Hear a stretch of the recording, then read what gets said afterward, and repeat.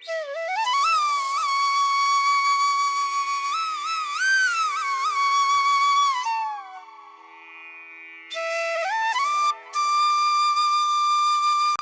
কচু শাক বিক্রি করে আর কতদিন চলবে? সংসারের তো কষ্ট নেমে এসেছে। তুমি বাড়ি যাও, আমি কচু শাকগুলো বাজারে গিয়ে বিক্রি করে আসি।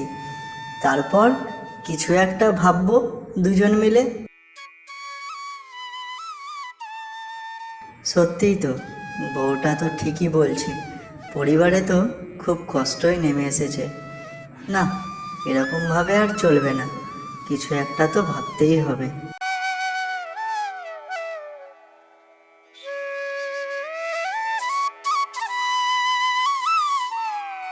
কি মাধব, কত করে নিচ্ছ কচু শাক? বাবু, 5 টাকায় 1 ডজন নেবেন আপনি? হ্যাঁ দাও, আজকে কচু শাক খাওয়ার খুব ইচ্ছে জাগলো, তাই একটু কচু শাক বাজারে নিতে এলাম। আর তুমি দামটাও তো মন্দ বলনি।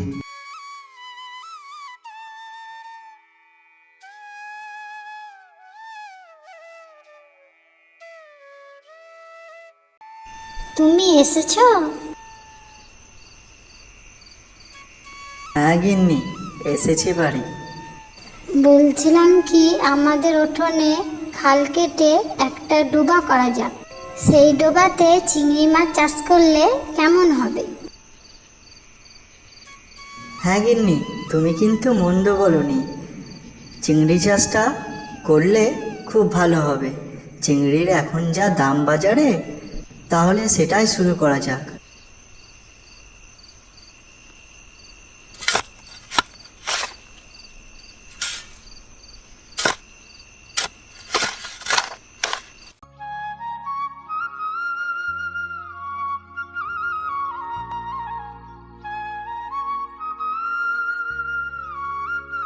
গিন্নি দেখো, কত সুন্দর চিংড়ির পোনাগুলো বড় হয়ে গিয়েছে। এবার কিন্তু আমরা চিংড়িগুলো বাজারে বিক্রি করতে পারবো। হ্যাঁ সত্যি তো, চিংড়ি মাছগুলো ভালো হয়েছে। ঠিক আছে, আমি কিছু চিংড়ি বাজারে গিয়ে বিক্রি করে আসি। তাহলে যাও, বাজারে গিয়ে বিক্রি করে আসো।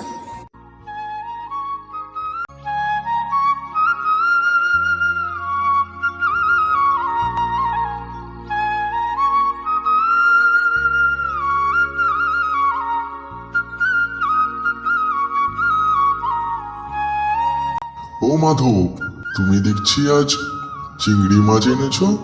আমি এই ব্যবসাটা নতুন শুরু করেছি। আমার বাড়ির উঠোনেই চিংড়ির ডোবা বানিয়েছি, সেখানেই আমি চিংড়ির চাষ করছি।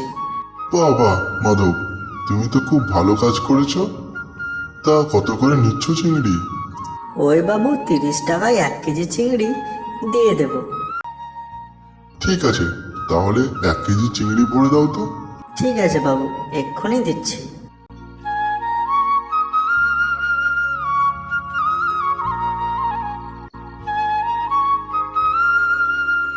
বাহ, চিংড়ি মাছগুলো বিক্রি করে বেশ ভালো লাভ হয়েছে তো। মাধব আস্তে আস্তে খুব বড়লোক হয়ে গেল। চিংড়ি মাছের ব্যবসাটা তার শ্যুট করে গেল। ভিডিওটা যদি ভালো লেগে থাকে অবশ্যই লাইক, কমেন্ট এবং একটি সাবস্ক্রাইব করে যাবেন।